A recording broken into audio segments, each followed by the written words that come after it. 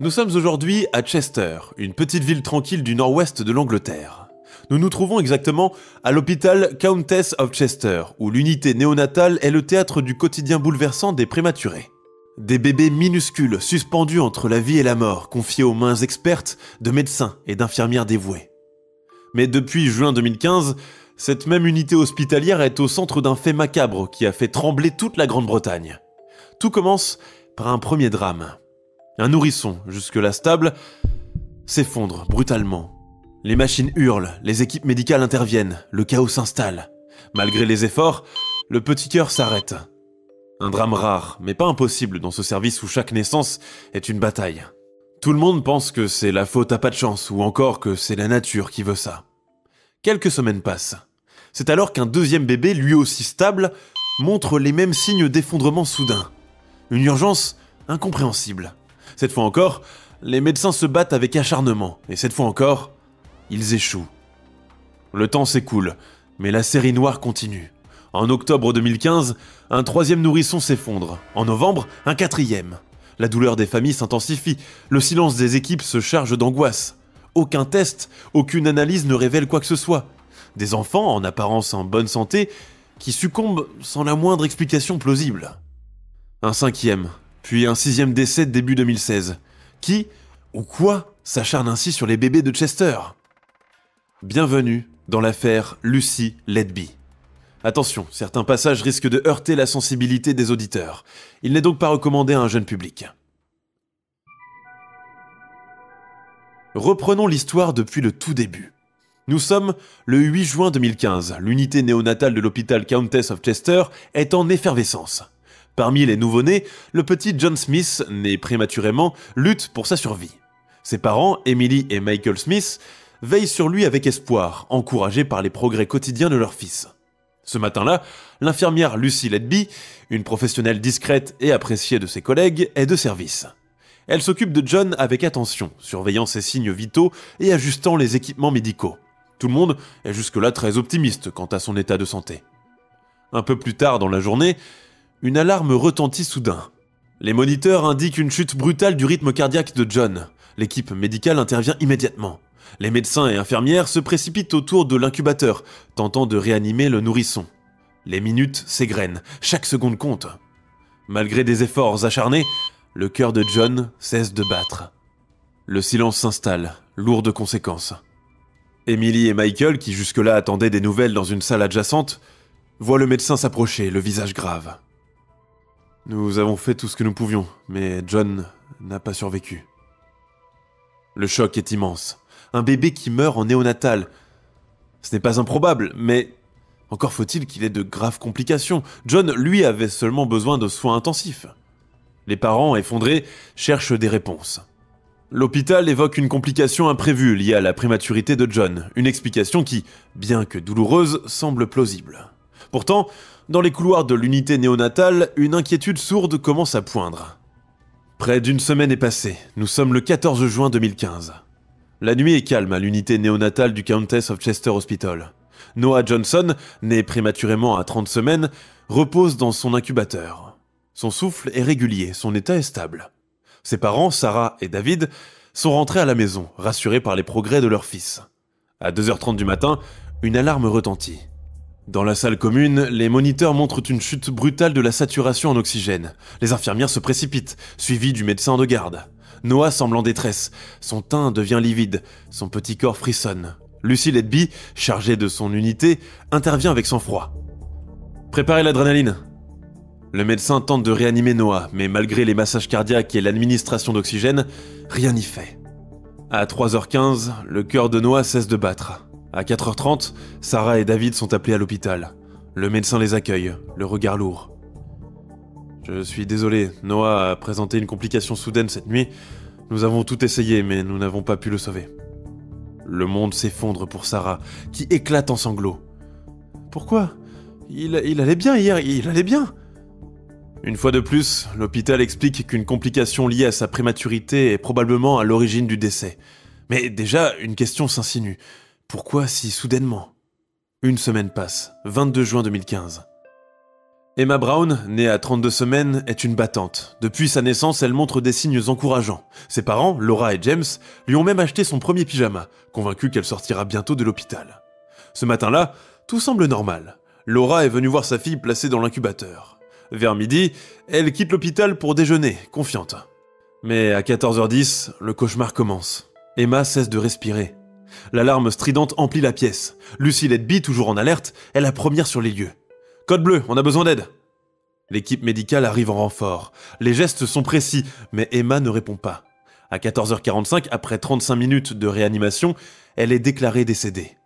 Lorsque Laura revient à l'unité, elle voit les visages fermés du personnel. C'est Lucy qui l'accueille cette fois. Nous avons fait tout notre possible, mais Emma n'a pas survécu à un arrêt cardiaque soudain. Laura tombe à genoux, hurlant de douleur. Une crise cardiaque cette fois. Presque 2 mois s'écoulent, et le 4 août 2015, c'est au petit Lucas Williams de décéder. Il est l'un des jumeaux nés prématurément d'Olivia et Mark Williams. À 33 semaines, il montre des signes de rétablissement. Ses parents, déjà inquiets pour son frère jumeau, se réjouissent de ses progrès.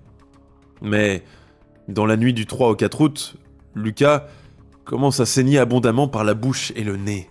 Les infirmières appellent immédiatement le médecin de garde. Lucy Letby, toujours sur son poste, intervient.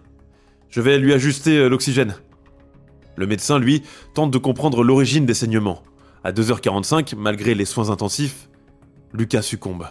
« C'est pas normal », murmure le médecin dans sa barbe. Cette fois, faute d'explication, le décès est attribué à une hémorragie interne, une cause fréquente chez les prématurés. 2 mois de plus passent. Et le 23 octobre, un nouveau drame se produit. Sophia Davis, petite prématurée née à 29 semaines, est surveillée de près. Malgré sa fragilité, elle s'accroche. Ses parents, Emma et Daniel, passent chaque jour des heures à son chevet. Dans la nuit du 22 octobre, Sophia est agitée. Elle pleure, se tortille, mais ses signes vitaux restent normaux. À 4h10, une alarme retentit. Son pouls chute rapidement. Lucy Letby et 2 autres infirmières interviennent. Le médecin arrive en renfort, mais les efforts de réanimation restent vains. Sophia est déclarée morte à 5h20. Lorsque ses parents arrivent, ils trouvent leur fille recouverte d'un petit drap blanc. Elle s'est battue, mais son intestin n'a pas supporté. Sûrement une entérocolite nécrosante. Le temps passe. Le mystère des bébés prématurés qui meurent sans explication commence à se refroidir. Mais voilà que le 23 juin 2016, le même drame s'abat une fois de plus dans l'unité néonatale. Les triplés Roberts, Ethan, Liam et Noah, sont nés prématurément à 34 semaines. Les bébés sont fragiles, mais stables. Le 23 juin, Ethan montre des signes inquiétants. Ballonnement abdominal, respiration difficile. À 16h45, son état se détériore. Les tentatives de réanimation échouent. Hémorragie intestinale. Anna et Tom, dévastés, n'ont pas le temps de pleurer leur fils. Le lendemain, Liam présente les mêmes symptômes. À 14h20, il succombe à son tour, sous les yeux de ses parents, impuissants. 2 bébés en 2 jours. L'hôpital tente de les rassurer, parlant de complications rares. Mais les tragédies s'enchaînent, laissant les familles brisées et l'unité néonatale dans un état de choc. Pourtant, personne ne soupçonne encore que l'origine de ces drames pourrait être bien plus sinistre qu'une simple série de malchance. Voilà une année qui nous sépare de la date du premier drame de cette série funeste. 24 juin 2016. Aujourd'hui, à l'unité néonatale, l'atmosphère est électrique, presque irrespirable. Dans l'unité néonatale, les discussions s'intensifient. Depuis 1 an, le service a enregistré une série de décès anormaux, 7 au total. Et ces 2 derniers, si rapprochés, agitent les consciences. Les médecins se réunissent dans une salle de conférence. L'air est pesant. Le chef du service, visiblement accablé, ouvre la discussion. Écoutez, on ne peut pas ignorer les faits. Il y a quelque chose qui ne va pas ici. Ces décès ne sont pas tous explicables. Un médecin hésite avant de prendre la parole. J'ai passé en revue les dossiers. Dans chaque cas, les bébés étaient stables avant leur dégradation. Aucun signe précurseur, aucune infection détectée. Et toujours les mêmes profils. Des hémorragies, des arrêts cardiaques soudains. Mais rien dans les tests post-mortem. Un silence s'installe. Puis, quelqu'un lâche, presque à voix basse. Lucy Letby était de service à chaque fois. Peut-être qu'elle aura quelque chose à nous faire savoir. Les regards se croisent. Ce n'est qu'une observation, mais elle résonne dans la pièce comme un coup de tonnerre. Le chef du service soupire profondément. Je vais alerter la direction. Cela dépasse notre expertise. Il faut une enquête extérieure. Quelques jours plus tard, la direction de l'hôpital contacte la police. Une équipe spécialisée est dépêchée. Les autorités commencent à examiner les cas un par un. Les dossiers médicaux, les horaires du personnel, les circonstances précises de chaque décès. Le 3 juillet 2016, la nouvelle se répand dans les couloirs. Une enquête criminelle est ouverte. L'unité néonatale, autrefois perçue comme un refuge de vie, devient un lieu de suspicion. Les familles, elles, sont tenues à l'écart des développements. Mais une vérité glaçante commence à poindre. Ces décès pourraient ne pas être dus à la fatalité, mais à une main humaine. L'hôpital, en état de choc, se prépare à affronter l'inimaginable. Juillet 2016. Les enquêteurs arrivent officiellement sur place pour commencer l'enquête. Leur mission est claire, comprendre ce qui se passe dans cette unité néonatale où la mort semble rôder de manière inexpliquée. Leur chef, l'inspecteur principal Paul Hughes, entre directement dans le bureau de la direction. Sur la table, une pile de dossiers médicaux et une liste inquiétante. 7 décès, tous survenus entre juin 2015 et juin 2016, avec des similitudes troublantes. Les premiers jours marquent le début d'un audit minutieux. Les enquêteurs passent en revue les relevés des moniteurs, les diagnostics, les traitements administrés. Ils demandent également les plannings du personnel, qui était présent lors des décès, qui a pris soin, entre guillemets, des nourrissons. Les anomalies ne tardent pas à apparaître. La plupart des bébés décédés étaient stables avant leur effondrement. Dans certains cas, des substances inhabituelles, comme de l'insuline ou de l'air dans les veines, sont détectées, mais sans qu'on puisse encore expliquer comment elles ont été administrées. Un détail retient particulièrement l'attention des enquêteurs. Lucy Letby, une infirmière, était présente dans l'unité lors de chacun des décès. Les interrogatoires commencent alors aussitôt. Les enquêteurs organisent des entretiens avec tous les membres du personnel. Les médecins, les infirmières, les aides-soignants, tous sont convoqués dans une petite salle de réunion transformée en salle d'interrogatoire. L'inspecteur Hughes pose les questions. Pouvez-vous nous décrire la nuit du 23 juin? Qui s'occupait de John? Qui a administré les derniers soins à Ethan et Liam? Les réponses sont souvent les mêmes. Les équipes décrivent des journées harassantes, mais personne ne pointe directement du doigt une cause. Cependant, plusieurs médecins expriment leurs préoccupations. Lucy Letby était présente à chaque fois. Ce n'est pas une accusation, mais c'est tout de même troublant.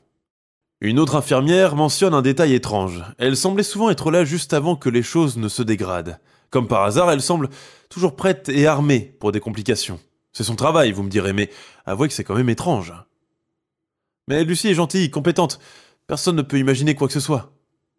Voilà que les premiers doutes s'installent. Au fur et à mesure des interrogatoires, le nom de Lucy Letby revient avec une fréquence qui dépasse la coïncidence. Les enquêteurs décident alors de se concentrer sur l'infirmière. Ils examinent ses plannings en détail et s'aperçoivent que Lucy était en poste lors de chacun des 7 décès. Pire encore, elle était également présente lors de plusieurs complications où des bébés avaient été sauvés in extremis après une détérioration soudaine. Certains commencent à penser qu'elle n'était pas là pour arranger les choses, bien au contraire, sauf que personne n'ose le dire à voix haute. L'équipe de Hughes commence à surveiller les interactions de Lucy avec ses collègues. On remarque qu'elle est appréciée, douce, presque invisible dans le tumulte du service. Mais certains détails troublants émergent. Les enquêteurs demandent à examiner les effets personnels de Lucy. Dans son casier, rien d'incriminant. L'enquête s'oriente à présent sur Lucy Letby. À ce stade, les enquêteurs ont assez d'éléments pour envisager une piste sérieuse. Elle devient leur principale suspecte, mais les preuves sont encore insuffisantes pour une arrestation. Hughes ordonne alors une analyse approfondie des substances administrées aux bébés décédés et la reconstitution minutieuse des événements ayant précédé chaque drame. Les enquêteurs doivent marcher sur le fil du rasoir, accumuler des preuves solides, sans éveiller les soupçons de Lucy. L'hôpital, lui, commence à se préparer au choc. Ce mystère pourrait être bien plus effroyable que tout ce qu'ils avaient imaginé. Nous sommes alors en novembre 2016. L'étau se resserre. Mais les enquêteurs décident de laisser l'affaire se tasser en espérant que Lucy Letby fasse des erreurs d'inattention une fois qu'elle baissera la garde. Juillet 2018. L'enquête reprend du souffle. Après des mois d'enquête minutieuse, les autorités ont eu le temps d'accumuler des preuves troublantes. Les analyses révèlent des anomalies dans les dosages d'insuline et la présence d'air dans les veines de plusieurs nourrissons décédés. C'est ainsi que le 3 juillet 2018, à l'aube, vers 6h15, la police arrive devant la porte de Lucy Letby à Blecon Avenue, à Chester. 3 véhicules de police noirs se garent devant son domicile, une petite maison bien entretenue. Les rideaux aux fenêtres sont tirés, dissimulant l'intérieur. 2 agents en uniforme et un inspecteur en civil se tiennent devant la porte, visiblement concentrés. L'inspecteur principal, Paul Hughes, au centre, vérifie une dernière fois son mandat d'arrêt avant de frapper 3 coups secs à la porte. À l'intérieur, un bruit de pas précipité se fait entendre. Lucy Letby apparaît dans l'encadrement de la porte. « Lucy Letby ? Oui, c'est moi, que se passe-t-il ?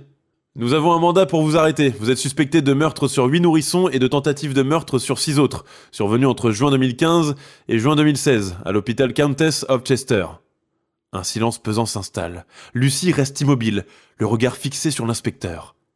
Elle ne proteste pas, ne crie pas. Son visage reste figé, presque impassible. Après quelques secondes, elle murmure. « Il doit y avoir une erreur, je n'ai rien fait. » Les agents entrent dans la maison. Ils l'informent de ses droits, tout en lui passant calmement les menottes. « Vous avez le droit de garder le silence. Tout ce que vous direz pourra être retenu contre vous. » Lucy ne résiste pas. Elle baisse légèrement la tête, comme si elle tentait d'assimiler ce qui lui arrivait. Les enquêteurs commencent la perquisition du domicile. Une maison méticuleusement rangée. Des photographies de vacances sont accrochées au mur. Sur la table du salon, une tasse de thé refroidi repose à côté d'un livre sur les soins infirmiers. La pièce est si ordonnée qu'elle semble presque impersonnelle, dépourvue de toute chaleur. Dans sa chambre, il découvre quelque chose de très troublant. Un carnet, des notes manuscrites et une pile de lettres de remerciements envoyées par des familles de patients. Mais parmi ces éléments se trouvent des écrits troublants, des phrases griffonnées sur des bouts de papier. « Je suis maléfique, je l'ai fait » ou encore « Je ne mérite pas de vivre ». Lucy est conduite calmement vers la voiture de police. Ses voisins la regardent, interloqués. Elle ne dit rien, son visage est fermé, presque indéchiffrable. « Nous allons au poste, Lucy. Vous aurez l'occasion de répondre à nos questions. » La voiture démarre, laissant derrière elle une rue qui, malgré son apparence ordinaire, est désormais liée à l'un des cas criminels les plus effroyables de l'histoire récente du Royaume-Uni. Pour Lucy Letby, c'est le début de la fin. 8h30, dans la salle d'interrogatoire. Lucy est assise, droite, dans une petite pièce austère au mur blanc. Face à elle, l'inspecteur Hughes et le sergent Miller posent leur carnet sur la table. Une caméra enregistre chaque seconde. Lucy fixe le mur d'en face. Son visage est neutre, presque détaché.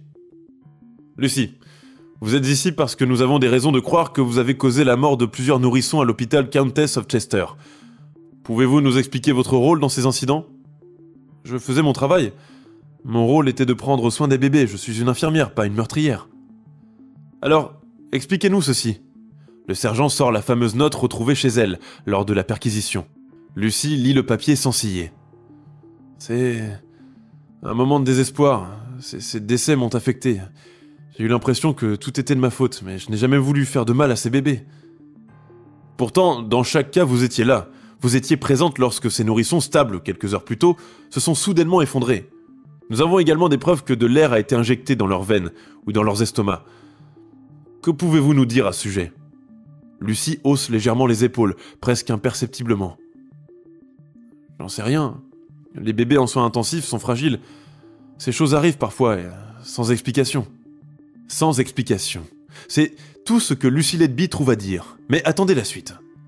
Au fil des interrogatoires, les enquêteurs découvrent des détails glaçants.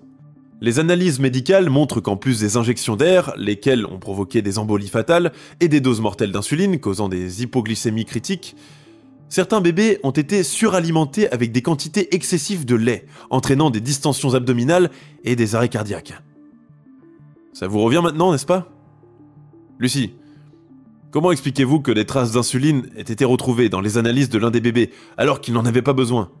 Comment expliquez-vous que chaque nourrisson décédé sous votre surveillance présente des anomalies similaires ?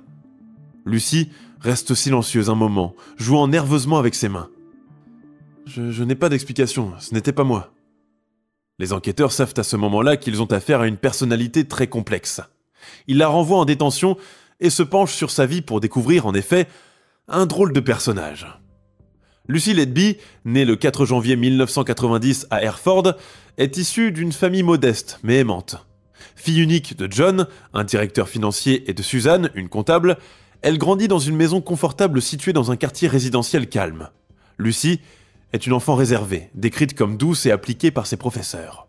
Ses parents, particulièrement protecteurs, l'entourent d'une affection constante. Très impliqué dans sa vie, il participe à chaque étape de son parcours scolaire et personnel. Au collège, Lucy se distingue par son sérieux et sa discrétion. Elle ne fait pas partie des élèves les plus populaires, mais elle n'est pas non plus isolée. Ses camarades la décrivent comme une jeune fille ordinaire, polie et sans histoire. Dès son adolescence, Elle manifeste un vif intérêt pour le domaine médical, inspirée par une fascination pour les enfants et un profond désir de se rendre utile.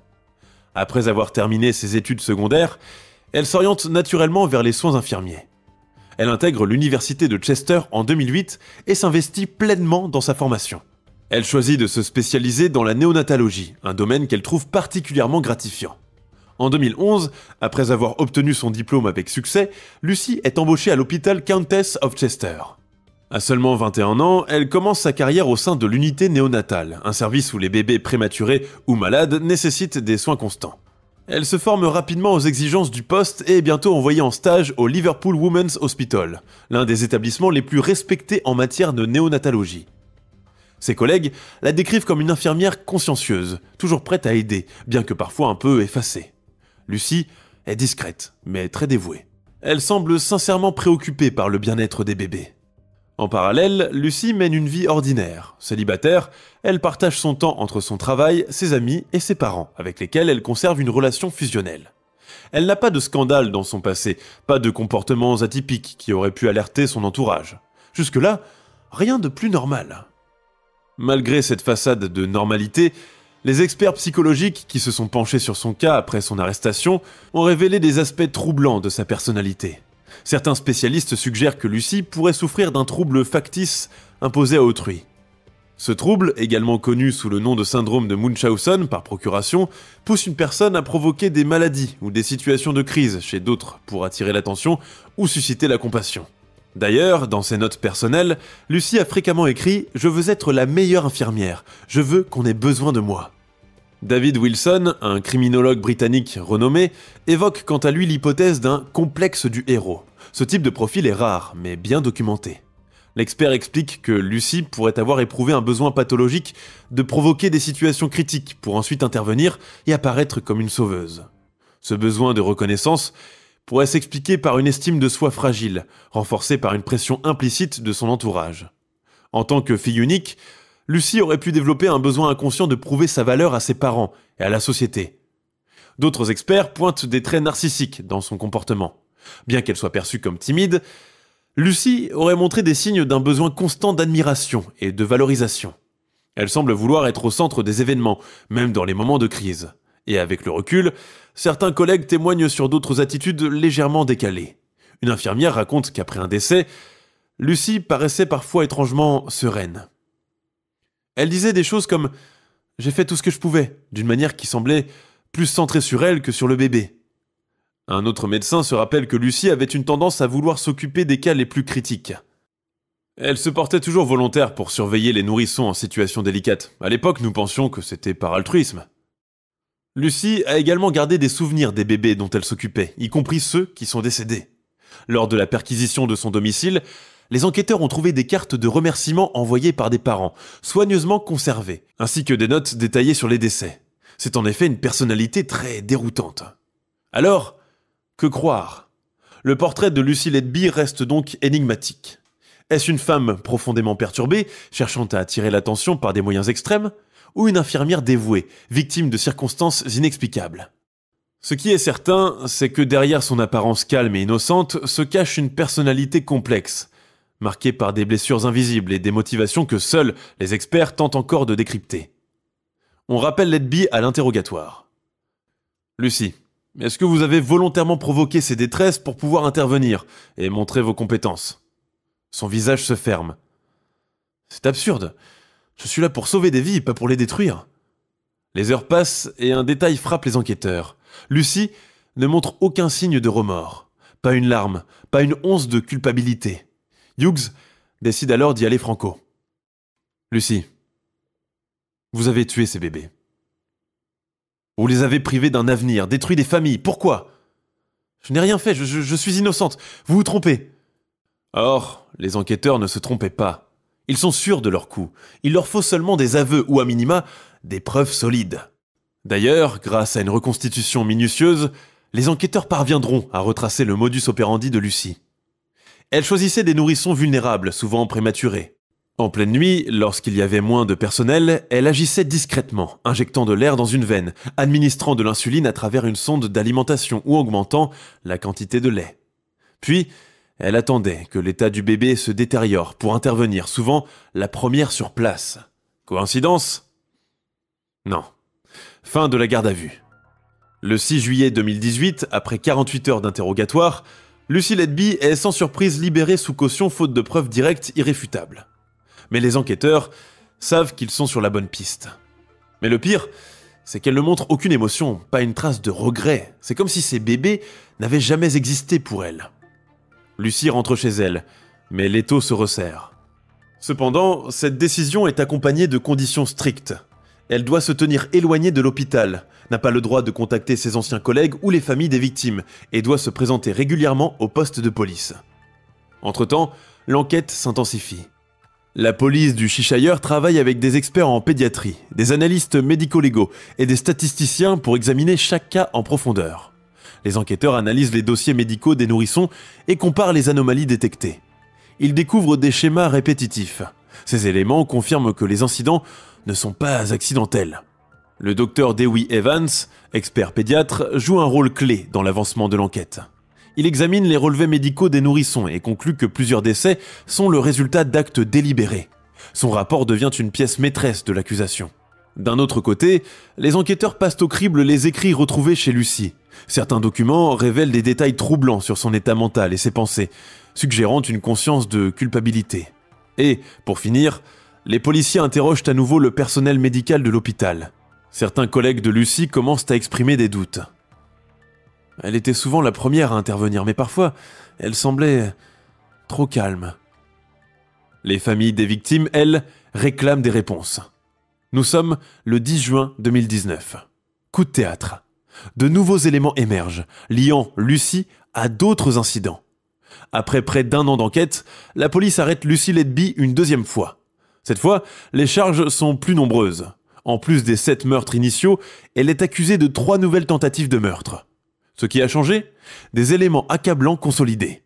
Grâce à l'analyse des substances administrées, la police établit un lien plus direct entre les anomalies détectées, notamment les injections d'insuline, et la présence de Lucy au moment des faits.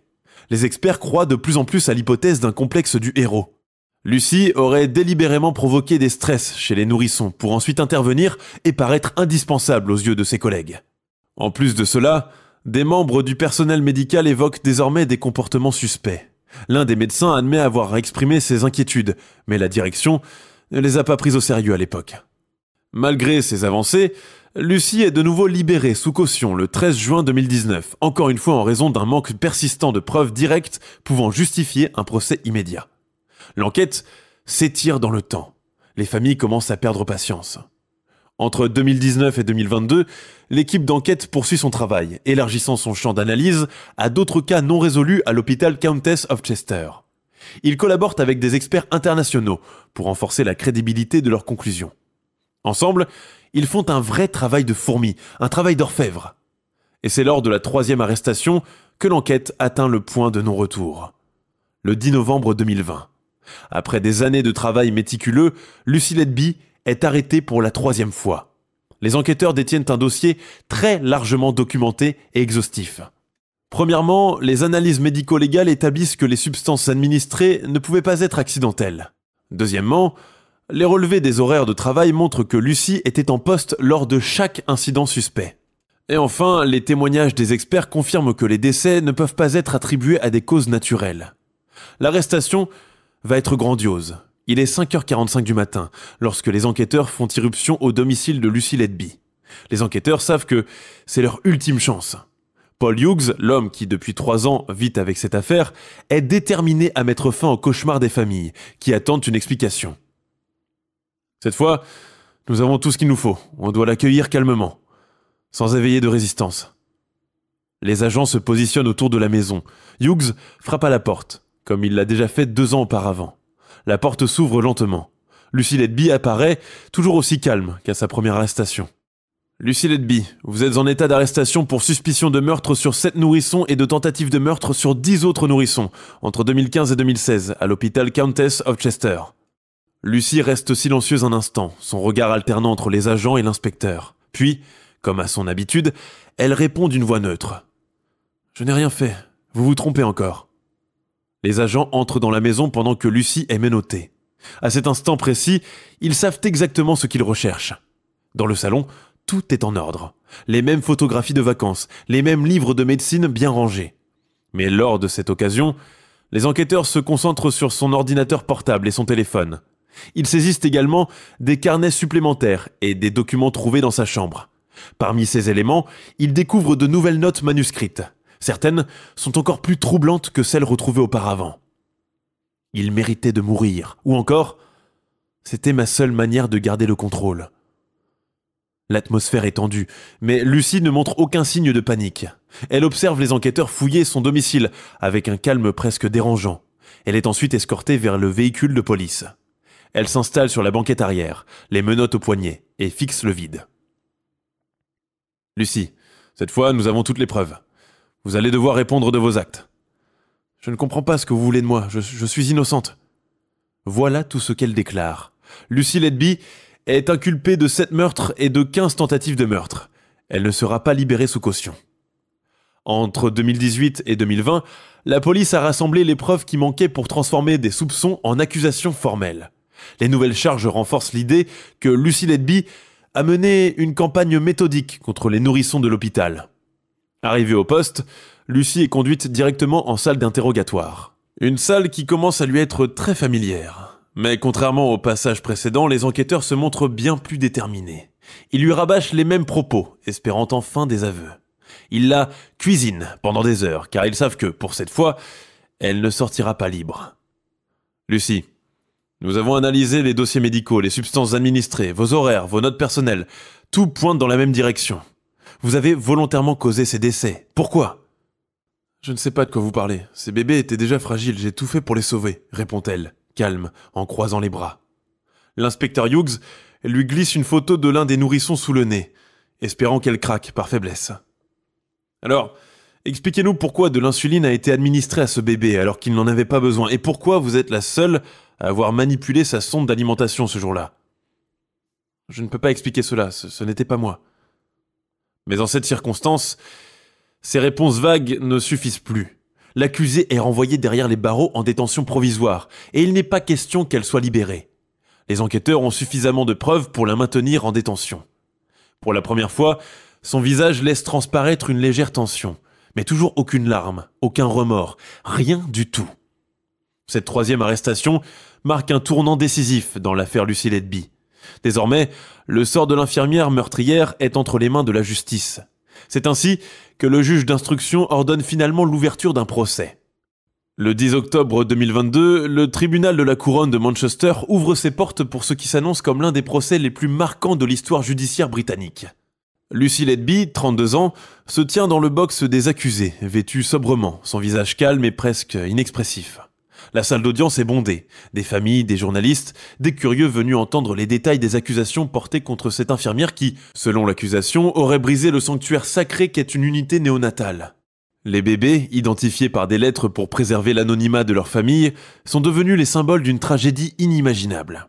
Lucy Letby est accusée d'avoir commis 7 meurtres et 15 tentatives de meurtre sur des nourrissons entre juin 2015 et juin 2016 à l'hôpital Countess of Chester. À la barre, le procureur Nick Johnson Casey ne mâche pas ses mots. Ce procès concerne une série d'actes délibérés, cruels et calculés contre les plus petits et les plus vulnérables. Nous montrerons que ces événements ne sont pas des coïncidences. L'accusation commence par retracer le déroulement des incidents, nourrisson après nourrisson. Bébé A, bébé B, bébé C, les récits s'enchaînent et les similitudes entre les cas frappent les jurés. Des nourrissons en état stable, subissant soudainement des embolies gazeuses, des hypoglycémies inexplicables ou des détresses respiratoires critiques. Ces décès ne sont pas dus à des erreurs médicales ou à des complications naturelles, ils sont le résultat d'interventions humaines. Les parents des bébés décédés prennent la parole, l'émotion à fleur de peau. Une mère raconte comment son fils, bébé C, était un battant. Il avait survécu à tant de choses et puis, en une nuit, tout s'est écroulé. Une autre mère, celle de bébé O, décrit son désespoir après avoir perdu 2 de ses triplés en seulement 24 heures. Après ces témoignages effroyables, le juge ordonne à ce qu'on mette en lumière une pièce maîtresse de l'accusation, la découverte de notes manuscrites retrouvées chez Lucy Letby. Sur l'un des papiers, on peut lire « Je suis maléfique, je l'ai fait, je ne mérite pas de vivre ». Pour le procureur, cela ne fait aucun doute. Ces mots sont une confession. Ce sont les écrits d'une femme tourmentée par ses propres actions. Mais la défense, menée par Ben Myers-Casey, offre une autre interprétation. Ces notes ne sont pas des aveux. Elles reflètent la détresse émotionnelle de Lucy face à des décès qui l'ont profondément affectée. L'accusation souligne également que Lucy Letby était présente lors de chaque incident suspect. C'est trop pour que ce soit une simple coïncidence. Lucy était souvent assignée aux nourrissons les plus vulnérables. Sa présence s'explique par son rôle, pas par une culpabilité. Le 23 mai 2023, Lucy Letby se présente à la barre et offre au public un spectacle glacial.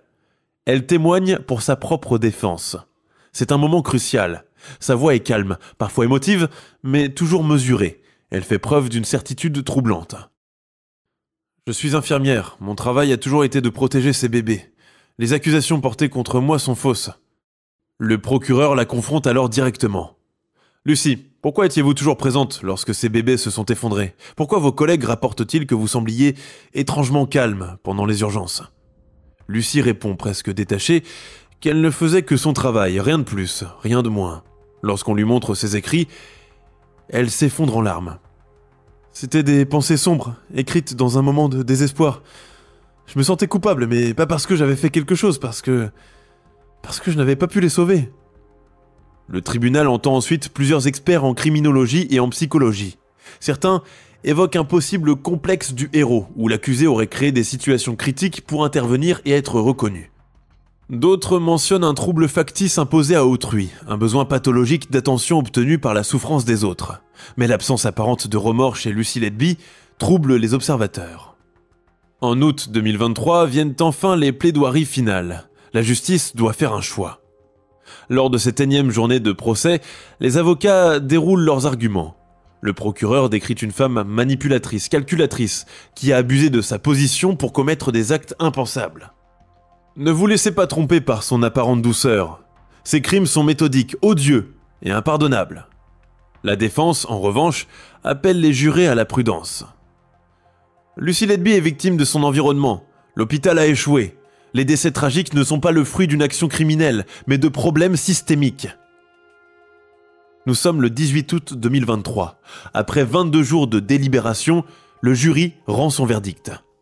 Lucy Letby est reconnue coupable de 7 meurtres et 7 tentatives de meurtre. Le silence dans la salle est lourd. Les familles pleurent, soulagées que la justice ait été rendue. Tout le Royaume-Uni est en émoi.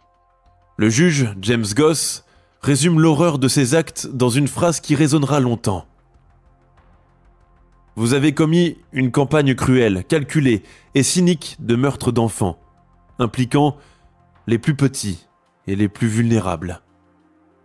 Lucy Letby n'a jamais donné son véritable mobile, mais elle ne pourra plus jamais nuire. Le 21 août 2023, Lucy Letby est condamnée à la réclusion criminelle à perpétuité incompressible, la peine la plus lourde du système judiciaire britannique.